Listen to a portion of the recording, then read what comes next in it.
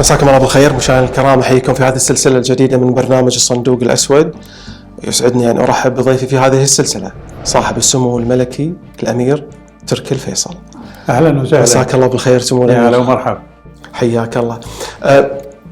تاريخ سمو الامير تركي الفيصل كبير جدا، محطات كثيره جدا، بكل تأكيد قد لا يسعفها هذا البرنامج لتوثيقها والتوقف عن جميع هذه المحطات، لكن سنسعى بقدر المستطاع خلال هذه السلسلة من برنامج الصندوق الأسود أن نبحر في أسرار صندوق الأسود لسمو الأمير تركي الفيصل، وأن نستخرج ما نستطيع استخراجه من أحداث ومعلومات مهمة أنت كنت سموك شاهد عليها. أهم شيء أنت تكون جاهز لفتح الصندوق الأسود. والله بعد مرور هالسن الطويل من الخدمة وما تلا ذلك من مساهمات شخصية وفردية لم يبقى لدي أسرار. الصندوق الأسود اللي أنتم تبحثوا عنه ما فيه من أسرار أصبح صندوق أبيض ليس به أي أسرار. هو بجازة احنا نقول صندوق أسود، لكن احنا قد إن شاء الله يعني راح نسعى معاك جاهدين مرة ثانية. تاريخ طويل جدا، سنسعى جاهدين للتوقف عند أبرز هذه المحطات. أهلا وسهلا.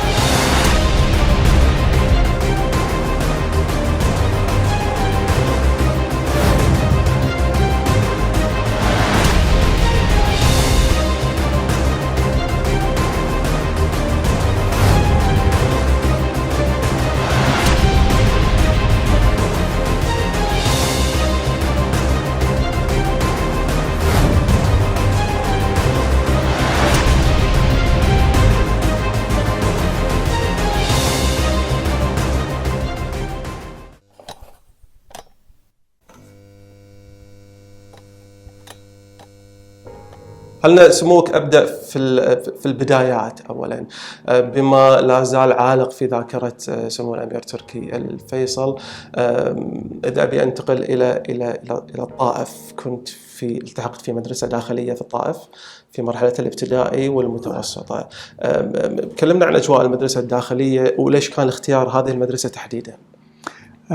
مدرسة الطائف النموذجية للبنين والبنات أنشأها الملك فيصل والوالدة الله يرحمها، ليس فقط لتعليم أبنائهم وبناتهم، وإنما لتوفير أدوات تثقيفية وتعليمية للمجتمع الحضري في هذه الأيام في منطقة الحجاز، حين كان الملك فيصل الله يرحمه نائبا عن الملك عبد العزيز في الحجاز وغيرها من مناطق المملكة.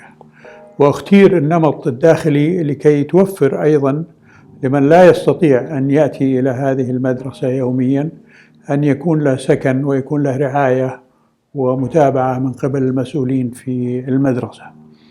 فإخوتي الكبار سبقوني للدخول في هذه المدرسة وأنا كنت أصغر الأولاد، وأخواتي الكبار أيضا سبقوا للانتماء لهذه المدرسة. بالنسبة لتعليم أخواتي، للأسف المجتمع في ذلك الحين لم يكن مهيأ أن يقدم بناته لمثل هذه المؤسسة التعليمية، ولذلك لم يستمر طويلا قسم البنات، بقي 2 أو 3. بس كان في قسم بنات موجود؟ أي نعم، لم يكن فيه سوى أخواتي وبعض المنتسبين من معارف الوالد والوالدة فقط، فلذلك رؤي أن يقفل هذا القسم ويصير تعليمهم في البيت في المنزل.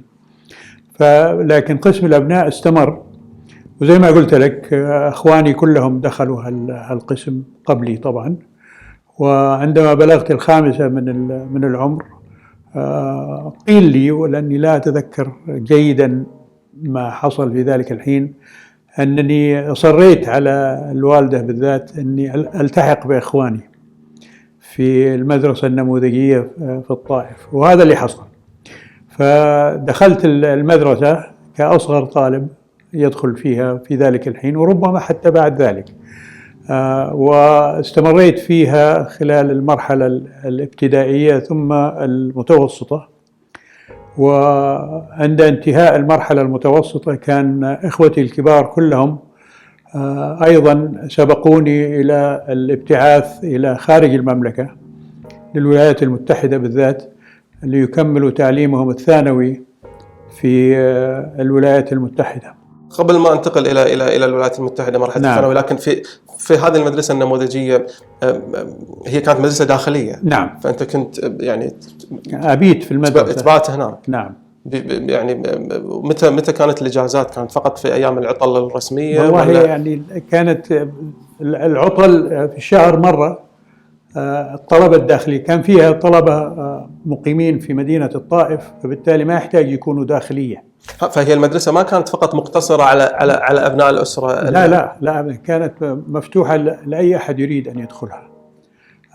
فأهل الطائف اللي دخلوا فيها كانوا طلبة عاديين، يأتوا في الصباح ويعودوا بعد انتهاء الدراسة إلى اللي يباتون كانوا فقط اللي يأتون من الخارج، من خارج مدينة الطائف. احنا طبعا في البداية كنا مقيمين في مكة مع الملك فيصل لما كان مقيم في مكة، ثم لما انتقل لجدة طبعا أيضا صار تدريسنا في القسم الداخلي. فكانت الإجازات الشهرية نهاية أسبوع واحد في الشهر. الطلبة الداخلي ينتقلوا إلى أهاليهم إما في مكة ولا في جدة من خلال أتوبيس ينقلهم من الطائف إلى المدينتين، مرورا بمكة وذهابا إلى جدة. ثم يوم الجمعة في المساء يعود نفس الأتوبيس بنقل الطلبة. وأنت كنت تركب هذا الأتوبيس؟ طبعا كلنا كنا نركبه، صغار وكبار. فهذا كان وقت الإجازات. طبعا كان في إجازة رمضان، لو صادف أنه رمضان يكون خلال السنة الدراسية.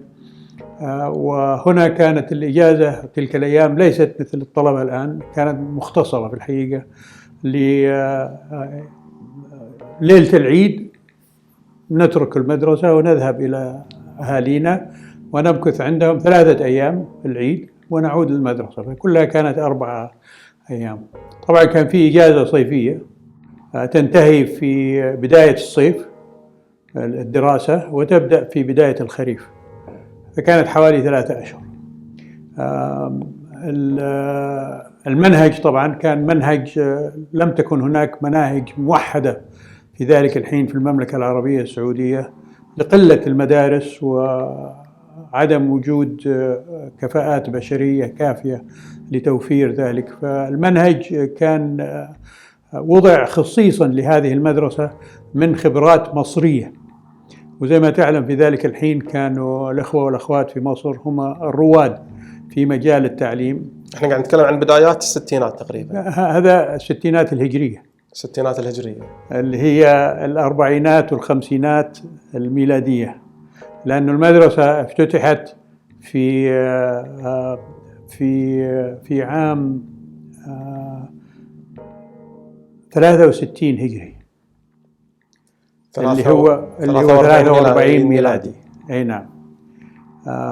أنا ولدت سنة 64 هجري، 45 ميلادي. أي نعم. فلما دخلت المدرسة في عام 70 عام 69 هجري كانت المدرسة لها حوالي 6 سنين منذ إنشائها، يعني 49 ميلادي. 49 ميلادي. أي نعم. المهم، فكان المنهج مصري وأغلب المدرسين كانوا مصارية، ومدير المدرسة انتدب من قبل وزارة التعليم المصرية ليكون مدير على مدرسة النموذجية. ليس في أول سنينها. أول سنينها كان في مدير آخر، لكن لما أنا انتسبت لها كان محمود أبو العلا هو مدير المدرسة. نعم. تذكر بعض المشاهد في مرحلة الابتدائي أو مرحلة المتوسط لا زالت عالقة في الذاكرة؟ ما في شك، يعني المنشأة نفسها كانت يعني ما هي مهيئة كمدرسة. كان عدة منازل يربطها حوش ترابي، وفيها وزعت المنازل هذه على غرف للطلبة وللأساتذة، لأن الأساتذة أيضا سكنوا في حي المدرسة نفسها. ومن حوالينها طبعا لم يكن هناك منشآت كبيرة أو هذا، لكن ليس بعيد عنها كانت في منازل الطائف العادية. أهل الطائف كانوا ساكنين حوالين المدرسة. فالمنشآت طبعا كانت مبنية على الطراز القديم، فسقوفها كانت من سعف النخل ومن جذوع النخل ومن التبن، منتب كرامة. وطبعا جدرانها كانت من الطين المطلي بالجص. وحينما كانت تهطل الأمطار أحيانا السقف تنزل علينا المويه من السقوف. المهم يعني لكن أمضينا فيها حياة ممتعة نتيجة للنشاطات اللي كانت تقام في المدرسة، منها نشاط كشفي مثلا. كانت المدرسة الطلبة على اختلاف سنينهم، والمدرسة كانت من الابتدائي إلى الثانوي، فالأعمار المختلفة. بالرغم من ذلك لكن أيضا كان في هناك نشاط كشفي وزع على ما سمي في ذلك الحين بأسر كشفية، يتوزع عليها الطلبة بحسب اختيارهم. تريد أنت انتسبت إلى أنا انتسبت طبعا إلى أي أسرة كشفية؟ أنا كان الأسرة اللي انتسبت لها أسرة عمرو بن العاص.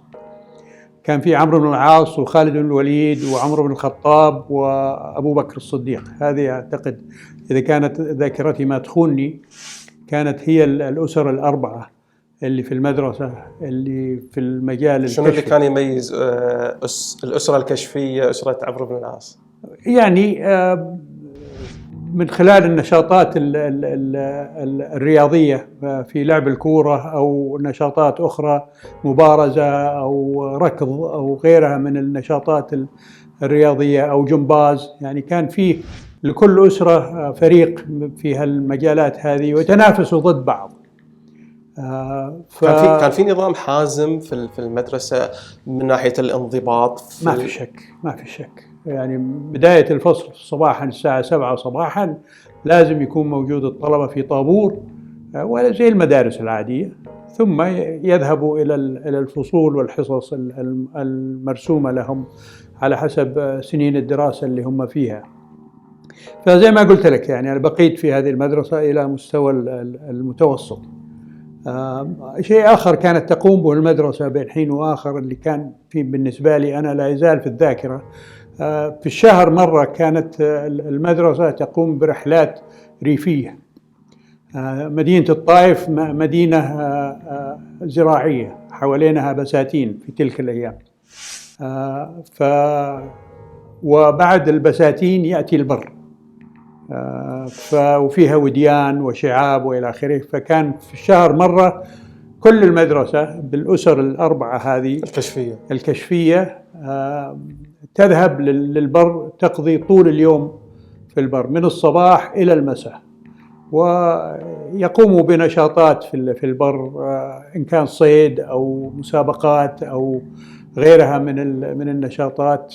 وفي المساء يعودوا للمدرسة، وفيها طبعا يتعلموا فن الطبخ وإلى آخره وكيف يذبحوا الذبائح، ويعني فيها كل الأعمال تثقيف اللي مرتبطة في الجانب الكشفي، تثقيف اجتماعي وحسب نشاط الكشفي اللي تقوم به المؤسسات الكشفية في العالم كله. فبقيت في هذه المدرسة إلى سن 58 ميلادي. 58 ميلادي. نعم. كان عمري 13 سنة. إخوتي زي ما ذكرت لك سبقوني بالابتعاث للخارج لمدارس ثانوية في الخارج يخلصوا فيها الدراسة ثم ينتقلوا للجامعة. وعلى مرحلتين أرسلوا للخارج، وأنا كنت المرحلة الثالثة.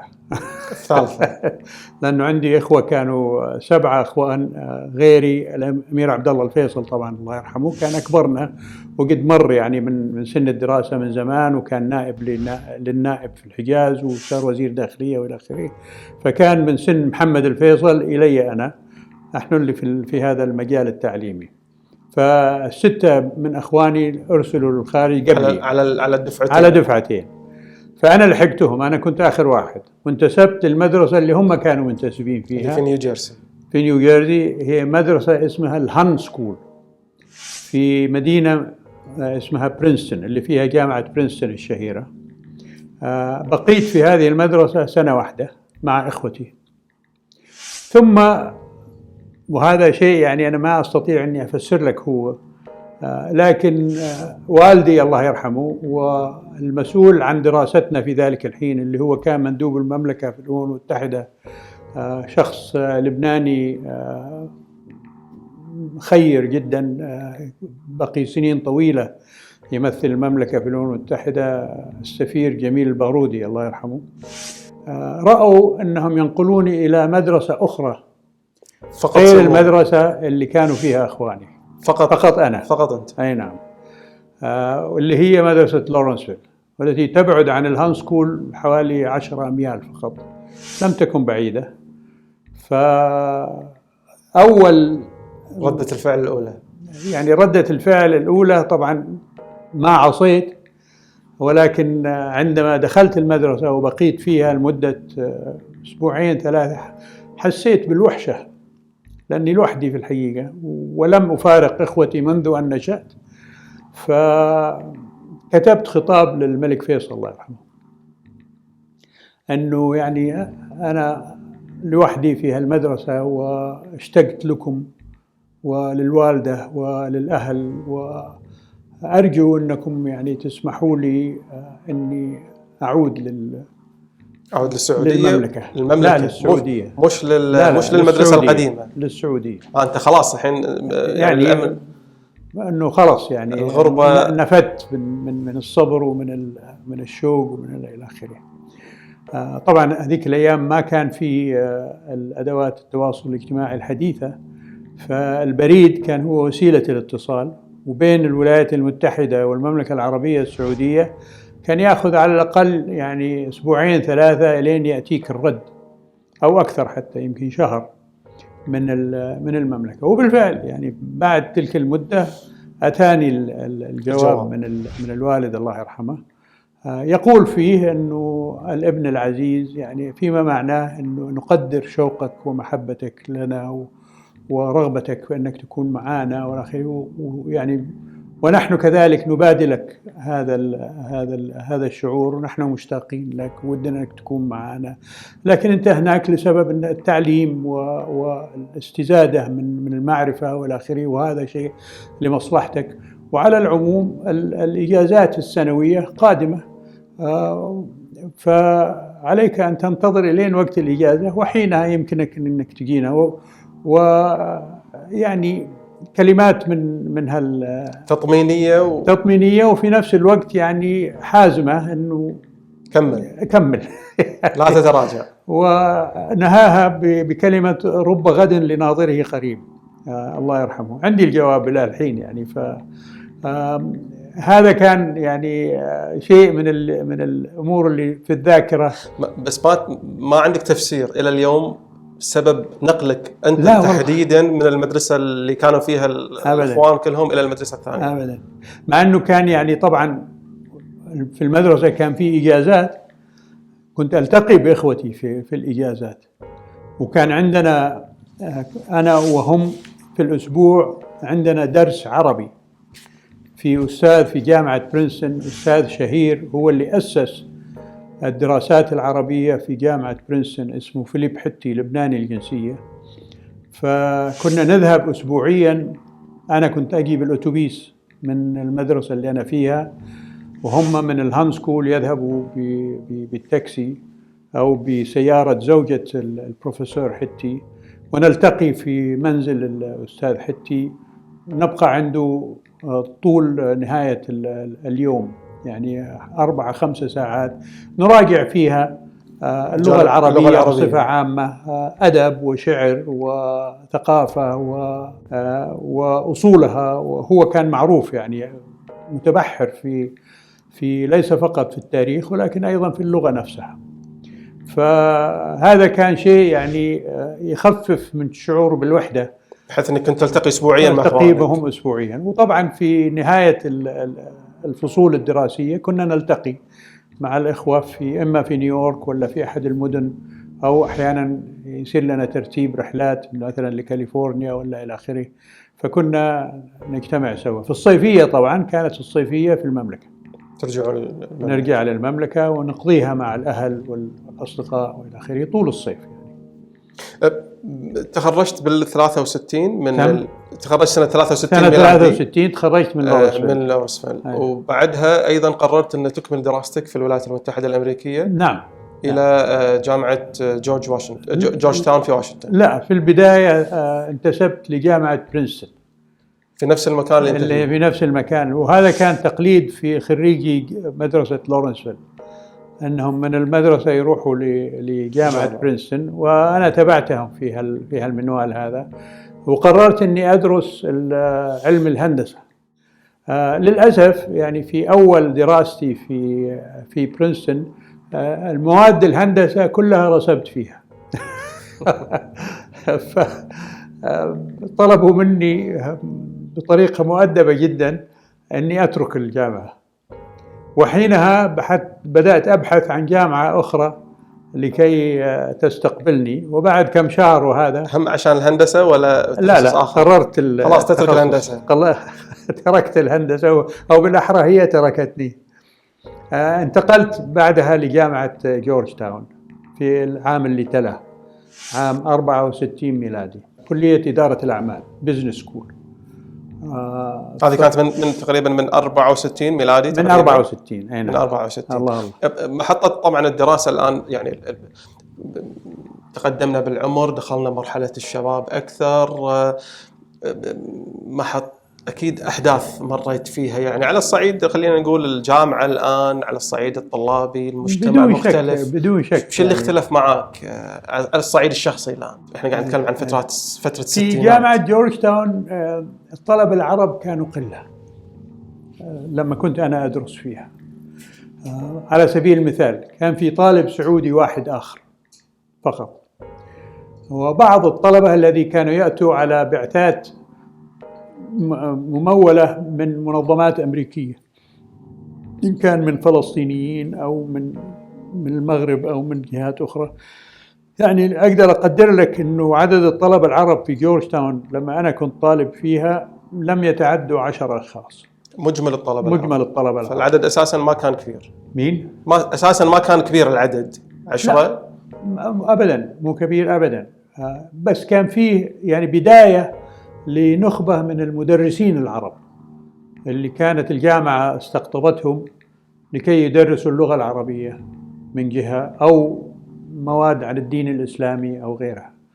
ففي تلك السنة اللي هي أول سنة لي في جامعة جورج تاون، والحديث مع بعض الطلبة الأمريكان وملاحظتهم هم الأمريكان أنه معرفتهم بمنطقتنا معرفة بسيطة جدا، فطلعت فكرة أنه يعقد مؤتمر في الجامعة عن الدول الإسلامية. فبدأنا نرتب لها الفكرة. من صاحبها كان الطلبة الأمريكان نفسهم ولا؟ من الطلبة الأمريكان ومني ومن يعني بعض الآخرين اللي كانوا موجودين من قارات أخرى من أمريكا اللاتينية وغيرها.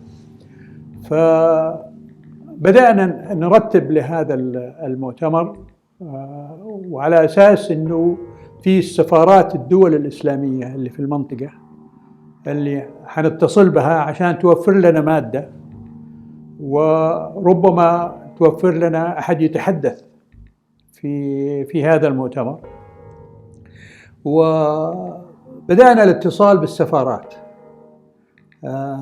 وحينها بدأت يعني تظهر بعض البوادر أو العلامات عن التمددات الحزبية والسياسية في السفارات العربية نفسها في واشنطن. وعلى سبيل المثال أعطيك مثال. تعرفت على طالب واضح أنه من عائلة فقيرة، نتبادل دفاتر المحاضرات. بيل كلينتون وأيام الرئيس جونسون اللي هي في الستينات، فاللي يبدي معارضة لحرب فيتنام، اللي يبدي تعاطف مع القضية الفلسطينية، في صالون داخلي يستقبل فيه نساء العائلة. الناطور اللي يدخل النساء هذولا كانت أختي الكبيرة